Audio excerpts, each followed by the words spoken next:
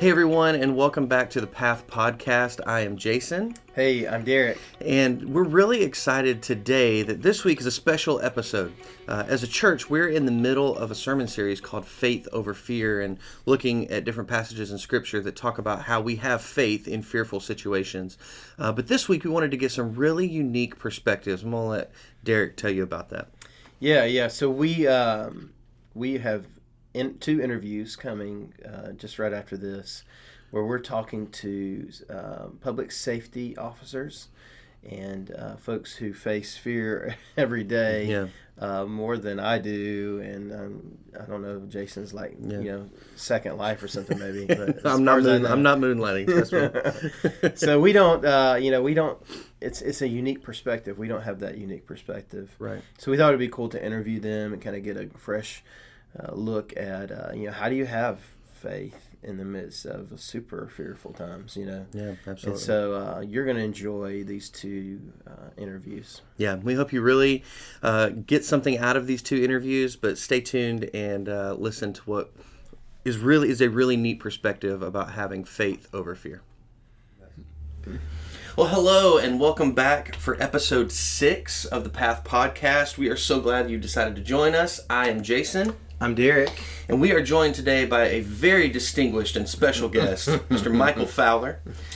Those are words that aren't normally associated with my name, so I appreciate that. You're welcome. We aim to please, brother. We aim to please. So today we're going to ask Michael some questions. Michael is a law enforcement officer, and we wanted to get his perspective on what it means to have faith over fear.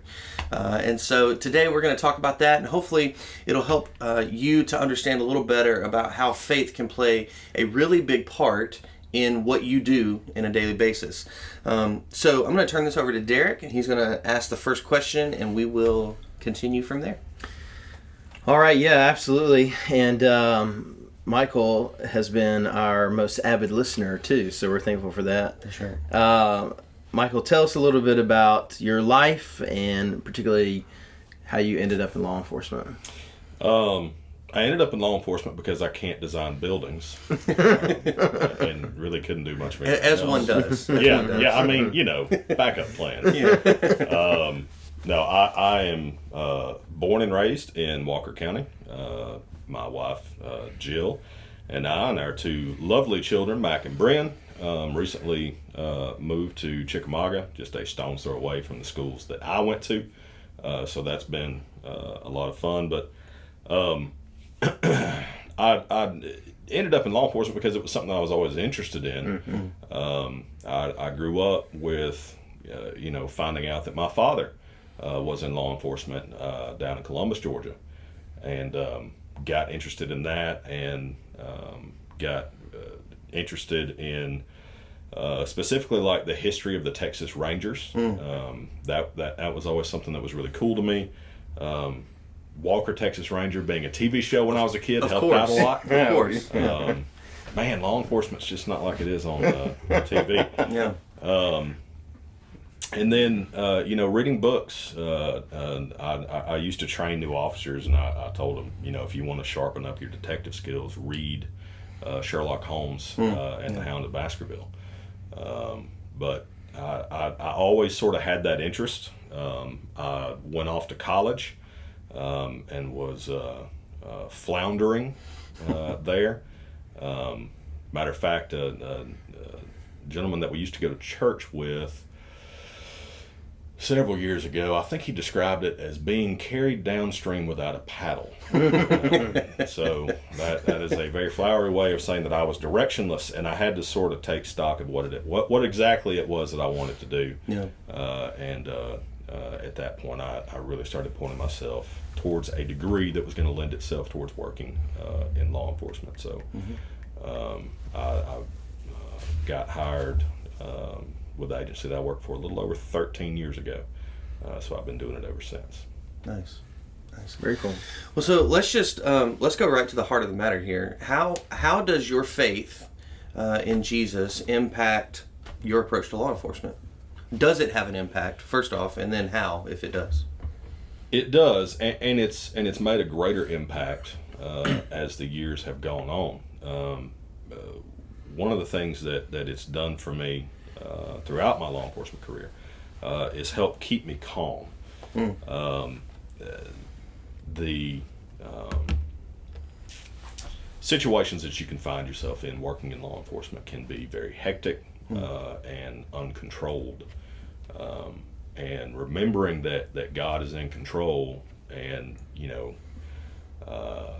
I can still walk out of this, on the other end of it, and God's going to have my back. Yeah. It has helped keep me calm. It has it's helped with I guess frustration as well, because sometimes things don't go your way in the courtroom, and sometimes people that don't need to be walking around with the general public for the general public's safety are in fact walking around. And having that reminder that if earthly judgment fails, I don't have to be worried about any judgment past that. There is a fine line, I guess, that can be walked there when it comes to sharing that faith with somebody that you're transporting to jail or something like that. But, hey, listen, well, I got you here. I mean, you are in an enclosed space for a certain amount of time. Truly a captive audience. That is the definition of a captive audience.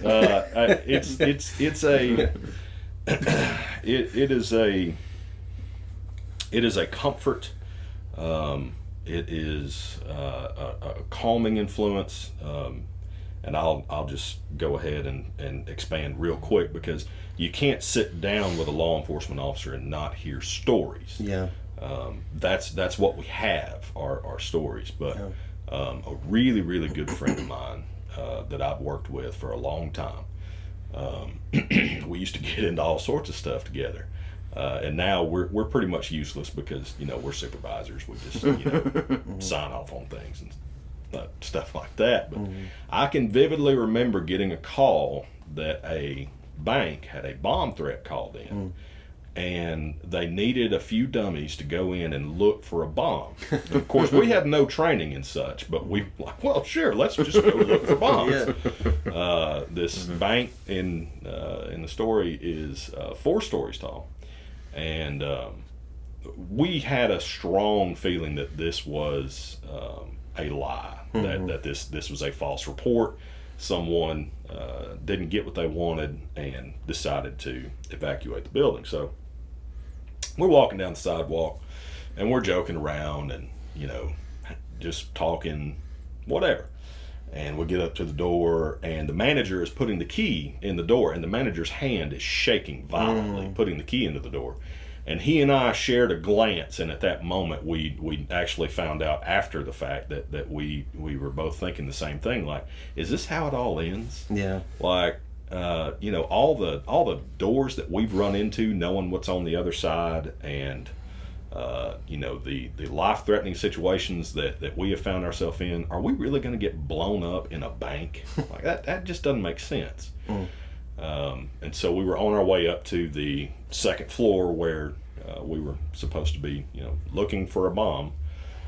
And I can remember having a conversation with God on the steps going up to the second floor. Like, I mean, if it's my time, I get it, but this.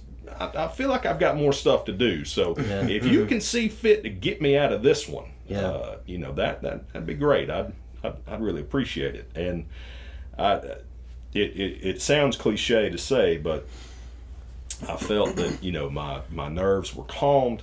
I was able to focus on the task at hand, and then after that was all said and done with, I could feel all those feelings of almost got blown up. Yeah. I can imagine. Well, I can only imagine what it's like to know that every day there's the potential that you could face a life-threatening situation. In our line of work, that's not super common for us to walk into a life-threatening situation on a daily basis. And so I can only imagine the faith that you have to have in those situations to know that God, you're in control of all of this. It'd be really cool if I didn't die today. But you're still in control, and trusting in that, I imagine, can be difficult at times. Like, I know stories that my dad was a police officer for 36 years, and I've only heard a few stories of things that he shared, and it's like, man, I couldn't have done that. There's no way I could. Man, that's crazy that you just ran right into that situation. And so I would imagine that faith is vital to that, to be able to say, God, you're in control of this. I know I have to deal with this situation, but please let it come out on the good side, Lord. I can imagine that plays a big part. It's a different feeling. I've had that conversation before with particularly new officers that are going through the academy. That very rarely, if ever, has anyone ever risen to the occasion when it comes to a life-threatening scenario. More than likely, we're going to fall back on our lowest level of training. Yeah. Like, wherever the foundation is, that's where we're going to fall back to. Yeah. So that foundation has to be really strong. And I equate that with the foundation of, my faith. If I do believe that, God is watching out for me, if I believe that Jesus died for me, and maybe today I don't have to die, then that makes that job, that makes those decisions to go, running towards whatever, a lot easier to make. I would imagine, a difficulty comes in when, of course, having a family, a wife, and kids, helping them to understand that level of faith, or maybe leaving them out of most of the story so they don't know what the level of faith they really need to have. How do you navigate that as it comes to your faith? Jason's already alluded to something that I believe every good law enforcement officer with a family does, and that is tell stories selectively. The story that I just told you, my wife Jill already knows about. And there are hundreds of stories that she doesn't know about, nor does she want to know about. Sure. Yeah. And I can remember before my son Mac was born, I was having a little bit of a tough time because we were professionally, we were up against some things going on that we hadn't really run into before, and it was making me nervous for the safety of the population that I serve.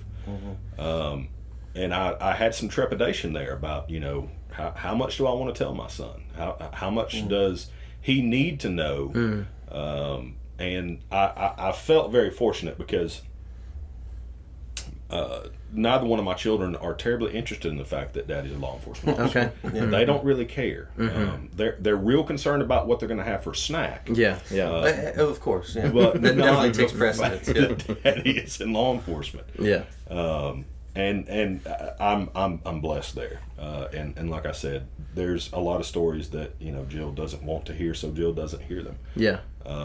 But when we get to have those conversations, specifically with Mac, he's 9 now, and he is really starting to be able to wrap his mind around a lot of things when it comes to his beliefs. I can use for instances and hypothetical scenarios that I've been in before, but he doesn't always know which ones are true and which ones are just something that we might be talking about.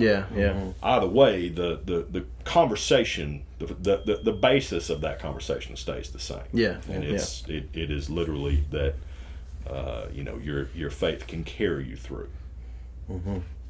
That's a great transition point. So let's look at the other side of that coin. That I would imagine that fear plays a big part in law enforcement, because you go into some, I don't care how hardened of a individual you are, you go into situations that are scary sometimes. And so what part does fear play in your approach to law enforcement.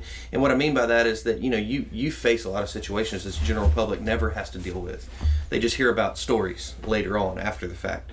So what part does fear play, maybe both positively and negatively, in law enforcement? So when I first gave some thought towards that question, I fell back on one of my favorite quotes from John Wayne. And that is, courage is being scared to death but saddling up anyway. Mm-hmm.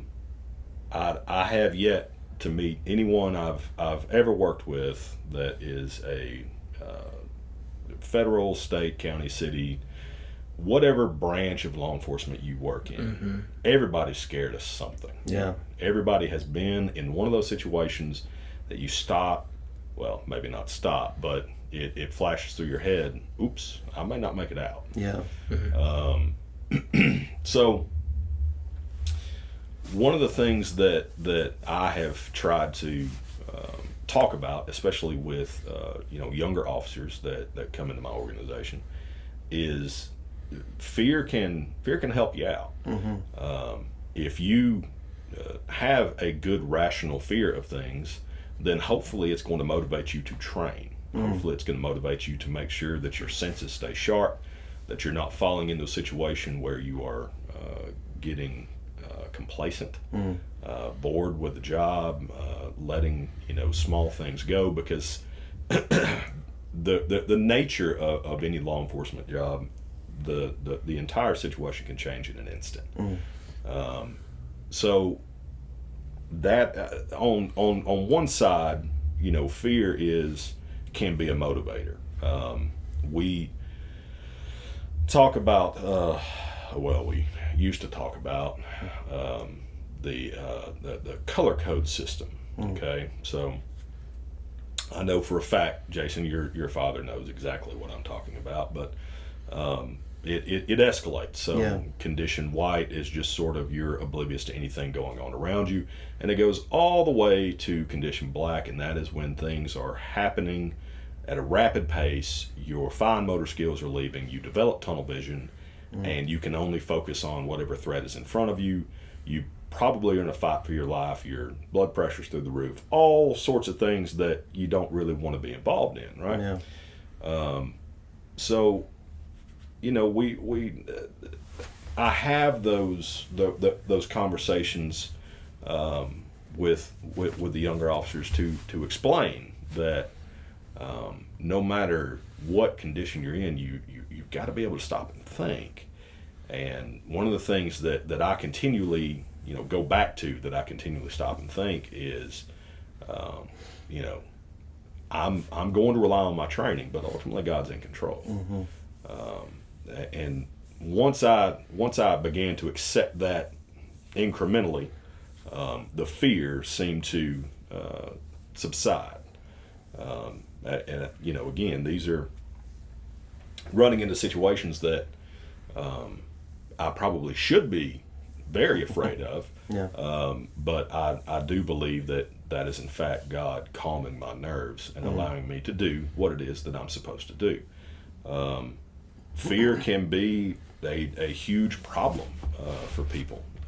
I had to learn the difference between fear and anxiety earlier this year. Matter of fact, I was sitting in this office talking to Derrick about it, and I had to learn, or I guess I had to remind myself that fear is one of those things that you either you have that fight or flight response. Yeah. Anxiety sort of slowly wears you down, constantly worrying about whatever the news can throw at you, or the roots coming through your cell phone while you're staring at it, embedding in you and all that.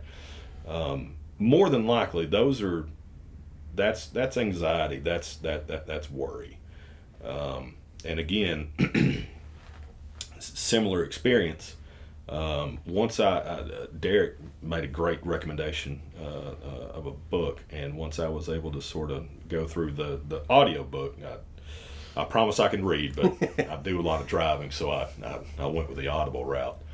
But it really clarified things for me that, much like actual physical fear, anxiety can subside when you give it to God, when you trust that God is going to do what God needs to do, and you are the vessel that He's going to do it. Do it through. Yeah. I think it's a great word that, because I think that we can apply that to outside of law enforcement as well. That I think fear and faith have this odd relationship in our lives, even as we're just going through normal daily life. You mentioned the fight or flight response. That doesn't necessarily mean that you're ready to put up fisticuffs or you're running away, but just within yourself, you have this: am I going to engage in this, or am I going to stay out of this kind of thing? And I think in our spiritual life that there's a correlation there, because we are the one mission that we're given by Jesus is to go and make disciples, which means you have to share your faith with people. And that's really scary for some people, and understandably so to some extent. But that fear can also galvanize you, I think, to, okay, yeah, I fear this, but God's in control of this. I have God with me. The Holy Spirit is in me as a follower of Christ, that I can go and do this, not in my power, but in the power of the Holy Spirit. And I think that it's a great example to see how fear can both either propel you or stop you in your tracks in law enforcement, and does the same thing in the rest of our life as well. That it either propels us or it stops us in our tracks and makes us clam up. And I think that knowing that enables us to work through it a little better, I think. Does that make sense? Yeah. Yeah. Well, I was thinking too, as we're trying to help, the average citizen face the fears or the worries, anxiety that our current situation, COVID, pandemic, election turmoil seems worse than I remember it. But I'm sure there's things I don't remember too. But so how do we face that? And I think oftentimes we're just ready for it to end or go away, right? Mm-hmm. And then I think oftentimes we just expect God to be this like magic genie that says, poof, you don't have anything to be worried about. Where I think, I wouldn't venture to say that, God is like, hey, I think I'm going to give this person this trial today. But I do think God allows the trials in our lives and is sovereign over them. And I think the thing that we miss is that we want it just to poof, go away. Yeah. But God often uses that fearful situation, that anxiety. You mentioned, when you train officers and the color coded and all that, is like, hey, it's going to happen sometime. We don't know when, but we got to be ready for it. And It's the same thing for us in our everyday life, is to say, look, hard times will come. So don't just go through life thinking you're devoid of my life's always going to be perfect and there's never going to be any issues.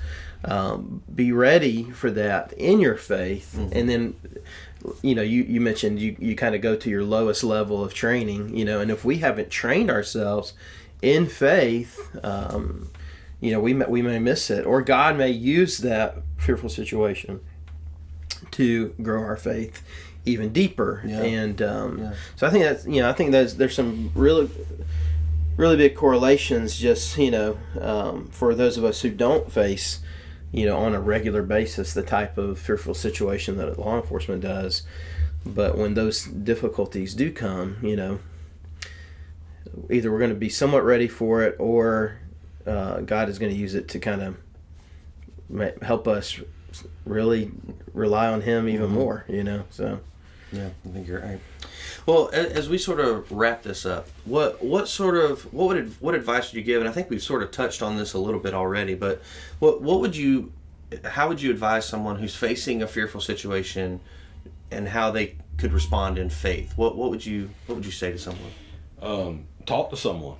I just recently shared that earlier this year I came in here and talked to Derrick, and we talked some stuff out. A wise man once said that no man is an island. And at the end of the day, one of the great things about being part of the human race is there's a bunch of other humans to talk to. Mm-hmm. There's, plenty of folks that are like-minded and plenty of folks that are not like-minded. But either way, you can talk to somebody. You can find somebody to talk to and say, hey, listen, this isn't going right. This is scaring me. This is keeping me up at night. This is causing me to have some anxiety. I'm afraid of what's going to happen. Basically use your resources. There's a whole lot of folks that are willing to talk to you. There are 800 numbers that are just dedicated to talking to someone. There are websites dedicated to just talking to someone. There's plenty of Christian literature out there that specifically will address anxiety, fear, things of that nature. And I personally like using subject matter experts. So rather than just polling 100 people off the street, I came directly to Derrick because I figured he could probably steer me in the right direction, and he did. So my biggest advice there is to work through a step at a time what you have to work through. Man, talk to somebody. Find out what you can find out and get the help. Yeah, it's a great word. I think that so often we do. I think one of the sort of unfortunate natural responses that we have is you get into a difficult situation and you isolate yourself either physically or mentally and think, I'm the only person who's ever gone through this situation and nobody can possibly understand what I'm feeling right now. And I hate to break this to you, but we're not as unique as we think we are. And somebody has gone through that same situation that you're dealing with, and I'm sure that they'd be willing to help you walk through it for the most part. And you're right that one of the greatest blessings of being a follower of Christ is that we have this community that we can be a part of and can help one another. And I think so often our natural inclination is to disconnect from that community when there's difficulty or fear or whatever, and that's a really unfortunate thing. That should be the time when we press in all the more, and yet our natural response, I think, sometimes is to disconnect. So that's a good word. Yeah, that is good. I think oftentimes, especially in our Christian life, we assume, my faith in God has to be more. I got to go to God first, right? And you do need to go to God, but we are not meant to face life in a vacuum on our own. God has placed us in community. I mean, and that's one of the biggest arguments I'll say. Of like someone says, "Well, I can live my faith out, and I don't have to go to church." I'm like, you don't have to, but God designed it so that you would need it, that you would want it. Unfortunately, sometimes churches hurt people more than they help them. Yeah. And so, people have baggage, but at the end of the day, it's our job as the body of Christ to help people, face the troubles and the trials. It doesn't mean you have to have all the answers, man. I don't have all the answers, but, I can be with you, pray for you, help you find something to read that maybe does have more of the answers or whatever, and so that's huge. We too often, even in our Christian walk, will say, well, I can do this on my own, or it's just me and God or whatever. And that's great, but that's not really how God designed it. He wants you to be around others. He wants you to live out your faith in community. I think that's great advice. Draw near to other people that can walk with you and help you. Yeah, for sure. That's good. All right. Well, Michael, thank you so much for joining us on this episode of the Path Podcast. We appreciate you. It's honestly, it's incredible to have a legend such as yourself on the podcast, and it was just an honor for us. I again really appreciate the words that are generally not associated with my name. Yeah, well, we appreciate it. Listen. Hey, and welcome back to the Path Podcast. I am Jason. I'm Derrick. And we are joined by a very special guest today, Mr. Stacy Meeks. And we're glad to have him with us to, again, talk about this idea of faith over fear. And so I'm going to turn it over to Derrick, and he's going to ask the first question, and we'll go from there. Yeah. Stacy, thanks for joining us today. We're appreciative of you and all you do for our community. No problem. And thank you for kind of helping us out, too, in this way. Would you just tell us a little bit about you and how you ended up in, safety and law enforcement, those kind of things? Yeah, was literally born, when I say born in Lafayette, I was actually born in the city limits. There was a hospital where it used to be the Walker County Tax Office. Okay. It was Kitchens Clinic. So literally born inside Lafayette, raised here all my life, went to Lafayette High School, went in the military after high school, joined the Marine Corps, came back and became a cop. I knew at an early age, and I do believe that God gives people callings, and I knew at a fairly early age what I wanted to be, and I just kind of pursued it. I wanted to police in my hometown, so after getting out of the military, I came back and applied for a job at the Lafayette Police Department and got hired on in 1993. So that's been 27 years ago. Yeah. So that's what brought me here. I mean, I wanted to serve my hometown. I really had no desire to ever police anywhere else, to be honest with you. So, How long were you in the service? 4 years. Okay, and yeah. then, like I said, I was predominantly on the police side for 25 years, and now I'm over emergency management. So my job titles changed. I'm still in the same building. All the public safety are housed together. But yeah, I really enjoyed the police service, and was excited to get to serve my community. And I had some, when I was a child, I had some police officers that were pretty impactful in my life, and I saw the good that they did in the community. And I knew now as an older person, understanding the Holy Spirit and how it works, I understand then that it was speaking to me about that profession. When I was a child, I just didn't realize it was kind of grooming me to do that at the time. But they left a lasting impression on me, and it made me want to do that. Yeah. Just with the interaction that I had. That's cool. Yeah. That's very cool. I was very fortunate. I had, when I first started policing, my sergeant that I worked for was one of the first, he was the first African-American police officer in, I think, north of Atlanta. Oh, wow. He started policing in the mid to late 60s. Just a heck of a guy. I mean, such a mentor. He really poured his heart and soul in the community. Rudell Green was his name. Just very much a man. He was a former Marine, World War II veteran. Okay. Oh, wow. Had the first college degree of any police officer in this area. Yeah. But yeah, he was very impactful, and he had impacted me as a child. Him and another officer, Kenny Carruthers, had a lot of interaction with him when I was a child, and we were making some bad decisions, and those two kind of kept me out of serious trouble.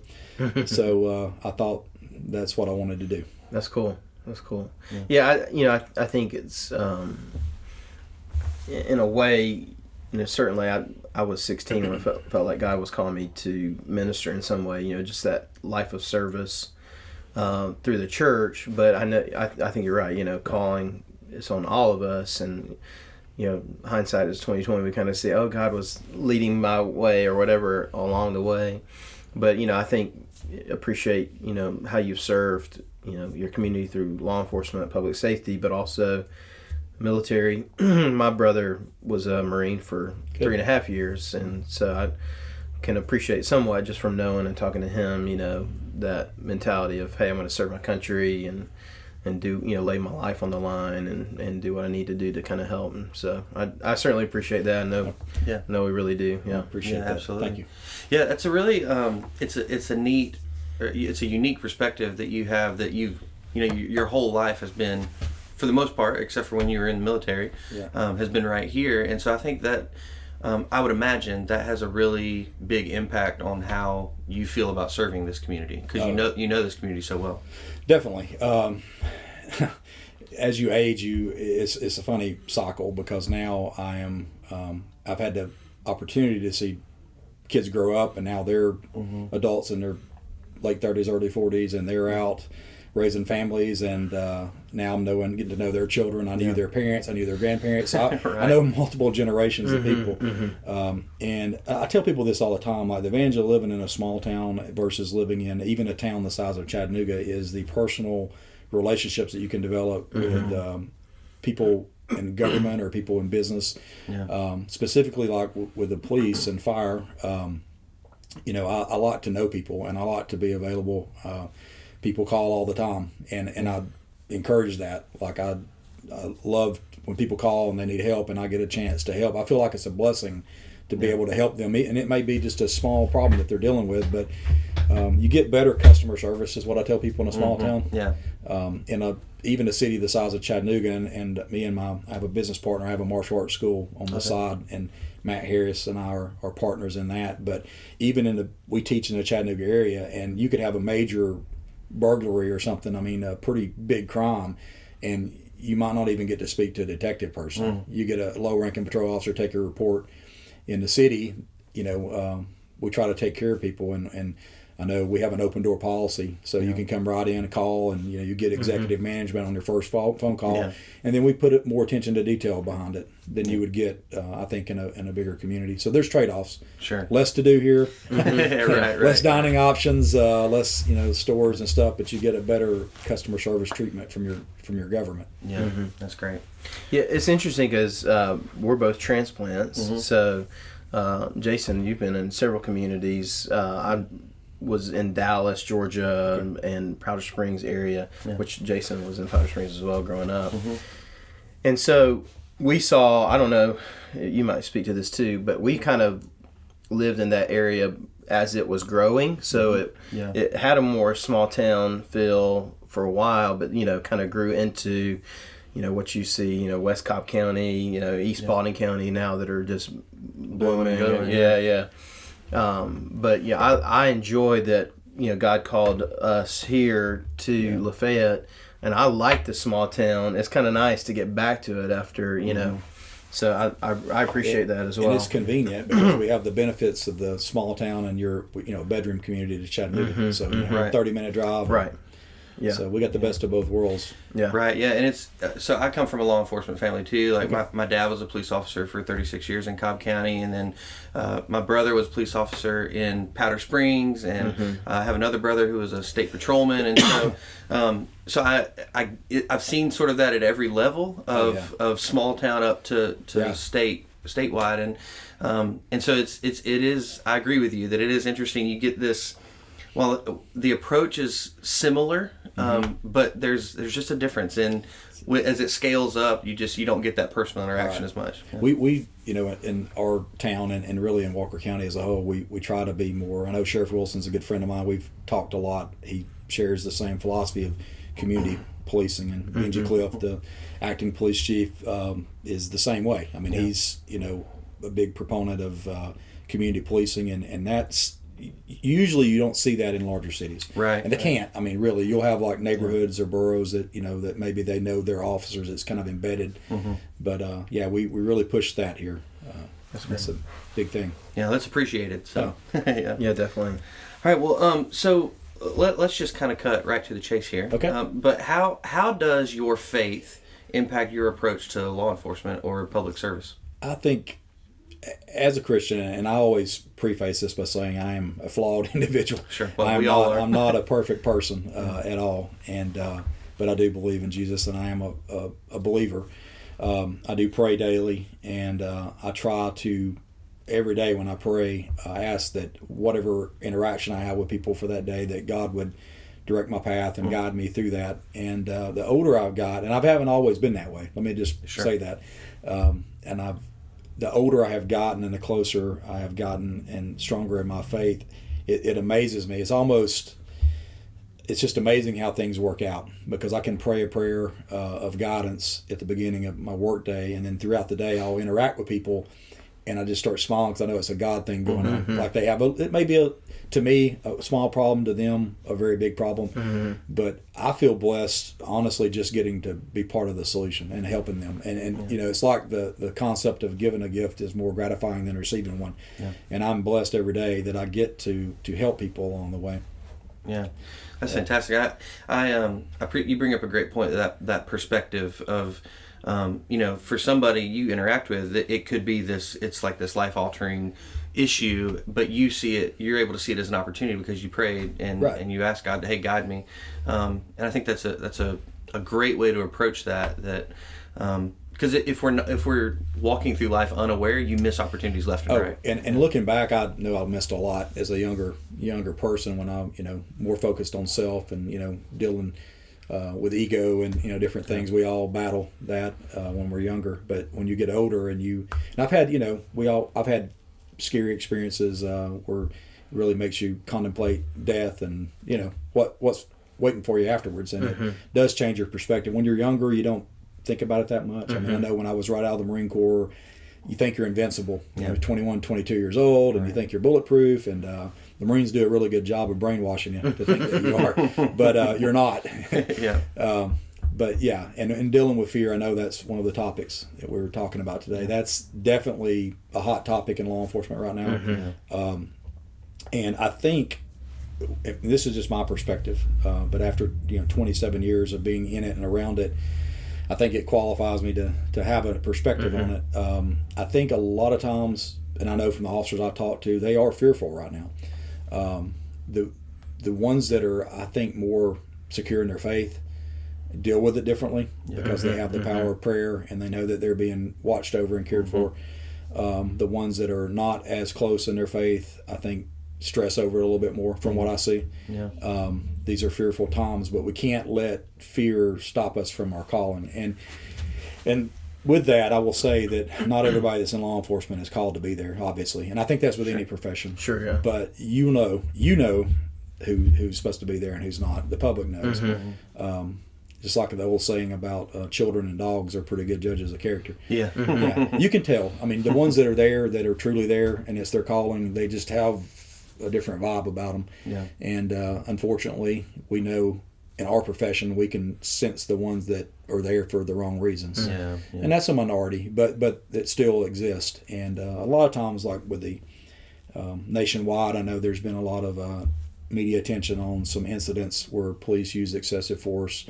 And a lot of that is based on fear, when I first started in that business, one of my training officers explained to me that there's a seesaw, basically, and when emotions are very high, logic's low. And if logic's high, emotions are low, but you can't have high emotion and high logic. It can't exist at the same time.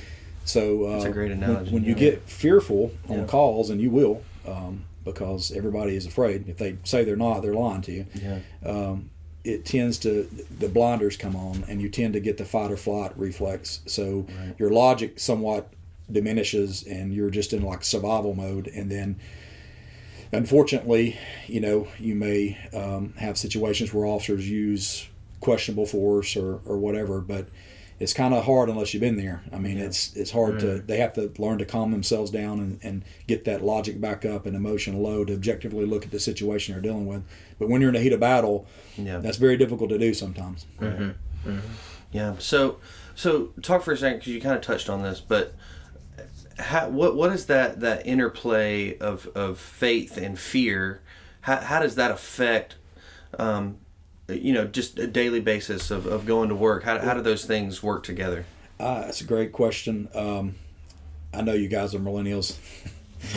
So you ever watch any John Wayne movies? Oh, yeah. All right. Love John Wayne. Grew up watching John Wayne. You'd be surprised at a lot of the younger people I talk to that's like, I think my grandfather watched him or something. Well, just for the record, we're just on the cusp of millennials. Just barely. And I don't say that as a put down at all. You guys are so technically advanced. I feel like a dinosaur sometimes. When I figured out I could copy and paste at work, it was like, holy game changer.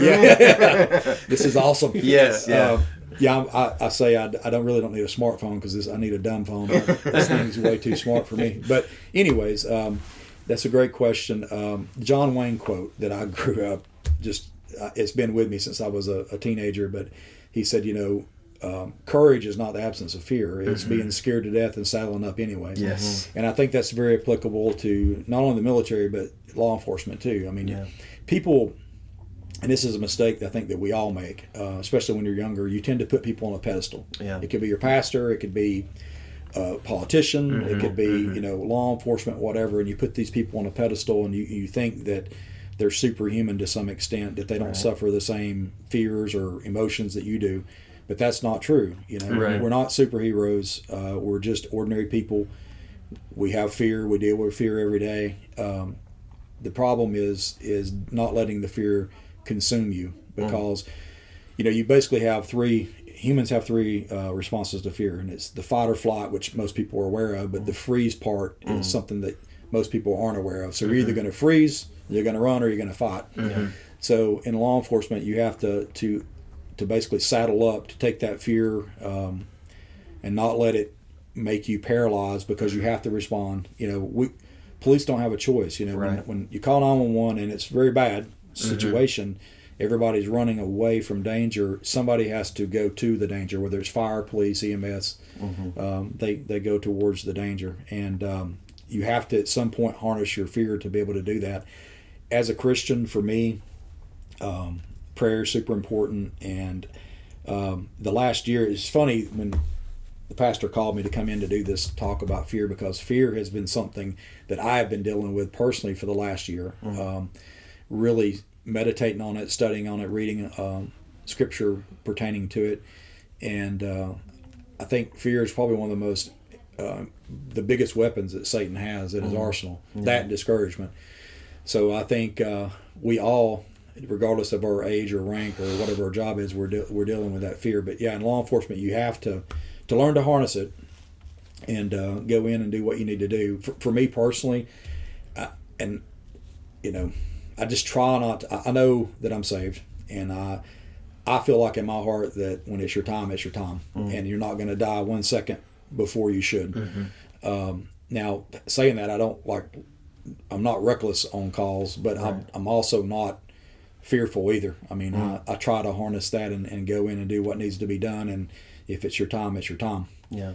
You can't dwell on the fear of death, and I harken back to what we had mentioned earlier about the excessive force issues. I know a lot of officers, when they're afraid, and a lot of that has to go back to training. Yeah, it's this training issue. But if they're not properly trained, and fear kicks in, then they're going to over respond to situations. Right. Yeah. We interviewed someone else that said that usually in those situations you revert back to your lowest or your lowest level of training. Yeah. In civilian, I work a lot, through the gym that we have. We teach a lot of self-defense classes to the civilians. I have a lot of police officers that are my students, and I'm a police instructor. I'm certified through Homeland Security as active shooter instructor. So I've been out to a lot of churches, teaching other police departments how to respond to active shooters, teaching business owners and businesses and schools and churches how to respond.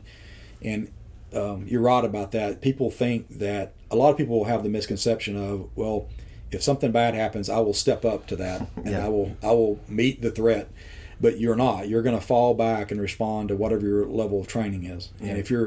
And I talk about this a lot in self-defense classes. You got to mentally prepare yourself. And nobody wants to think about bad things happening to them, right. But you need to at least visualize it. It's such a good tool. It's think about worst case scenario sometimes and mentally prepare yourself for that. So that way when something does bad happen, if it ever does happen to you, then you've kind of at least prepared your mind a little bit for that scenario. And you're not caught off guard, because most people will go through life like an ostrich with their head in the sand.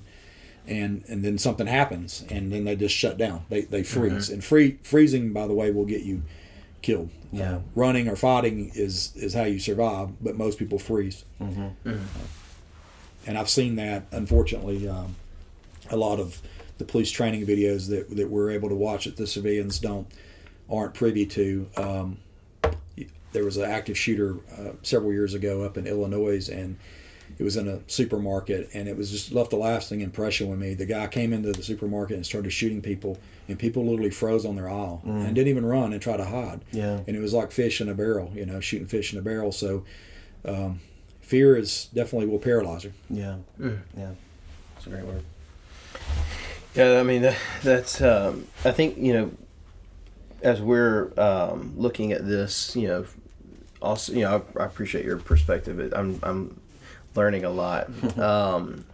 But, as we're kind of looking at this from a faith perspective too, one of the things we've talked about recently is, God designed us to depend upon each other, and you kind of hinted on it a little bit in that first question, that you'll pray that prayer and you'll see it right. As God is answering you to, you go and help someone. And so I think that's huge. Too often we kind of try to take things into our own strength or whatever, when really, depending on others is important too. So. Right.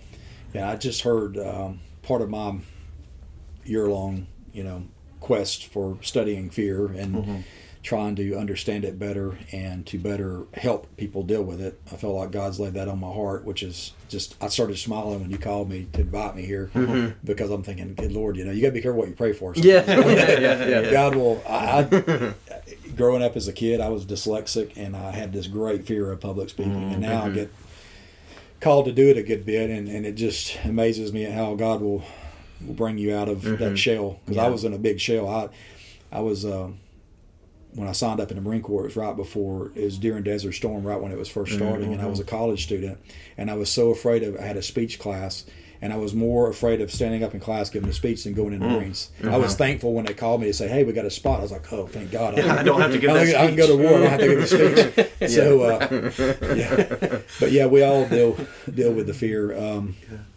I think with me specifically, I look back at what God was trying to teach me in my 20s and 30s and even in my 40s, and now things make sense. Like it didn't make sense to me when I was in my 20s or what I was going through in my 30s, but like I said, this year I've really studied a lot about the power of prayer, and honestly, the light bulb that kind of went off with me is so many times in previous decades I prayed, it was fear-based prayer, and I think now that I'm older, and I mean, you're the experts, but for me anyways, what I have studied and read, it feels like, fear can even render your prayer somewhat ineffective, I think, because that's such a negative emotion, and I've tried to pray more with love and look at it from a love perspective and not a fear perspective. Man, that's a great word. That is really good. Yeah, and I think that's kind of the whole gist of what we're trying to do here. We know it's a fearful time. We don't know what's going to happen. We're recording this the day before the election. People are so worried about that,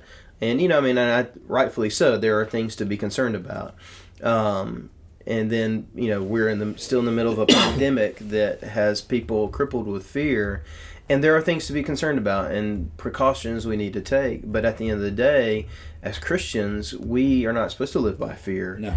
We are supposed to live by, we talked about this yesterday, we have a faithful shepherd ready to love us in the midst of whatever we're going through. He's that shepherd, literally guiding his sheep, protecting his sheep, holding his sheep close.